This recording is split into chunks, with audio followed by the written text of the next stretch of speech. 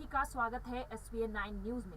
राष्ट्रपति चुनाव को लेकर विपक्ष में पहले से ही फूट पड़ चुकी है, लेकिन अब कांग्रेस पार्टी के अंदर से कई सारे नेता जो है बीजेपी का समर्थन कर रहे हैं, जिसके बाद विपक्ष की और यशवंत सिन्हा की मुश्किलें और बढ़ती हुई नजर आ रही है। दरअसल कांग्रेस के वरिष्ठ नेता आचार्य प्रमोद कृष्णम ने राष्ट्रपति चुनाव में एनडीए से राष्ट्रपति पद की उम्मीदवार द्रौपदी मुर्मू का समर्थन किया है। उन्होंने कांग्रेस हाईकमान को नसीहत भी दे डाली है।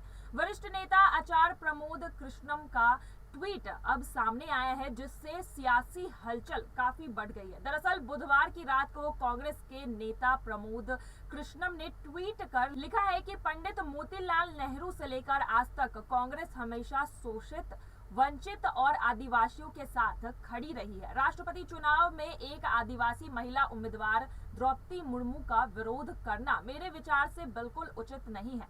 पार्टी हाईकमानों को इस पर पुनः विचार करना चाहिए। और अब इस ट्वीट के बाद कांग्रेस के अंदर हड़कंप मचता हुआ दिखाई दे रहा है। दरअसल आज ही 10 जनपद पर कांग्रेस अध्यक्ष सोनिया गांधी ने कांग्रेस के वरिष्ठ नेताओं की बैठक बुलाई है। बैठक में 18 जुलाई को होने वाले राष्ट्रपति चुनाव के अलावा अन्य मुद्दों पर चर्चा की जाएगी।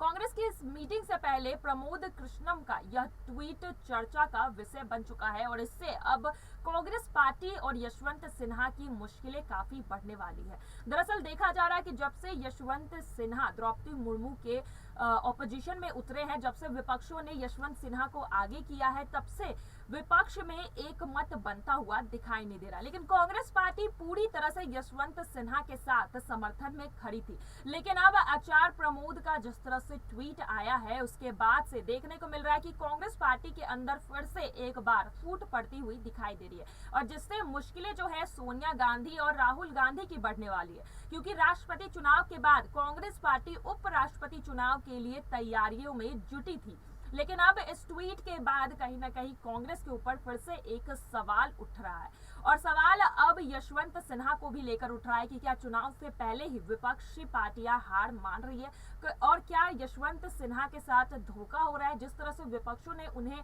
भरोसा जताया, उन पर भरोसा जताकर उन्हें आगे किया, लेकिन अब बीच मध्यधार में जिस तरह से उन्हें छोड़ते हुए नजर आ रही है, यशवंत सिन्हा इस बात से खुश नहीं नजर आ रहे। लेकिन देखना यही है कि कांग्रेस नेता के इस ट्वीट और सलाह के बाद अब सोनिया गांधी और राहुल गांधी की तरफ से क्या प्रतिक्रिया सामने आती है।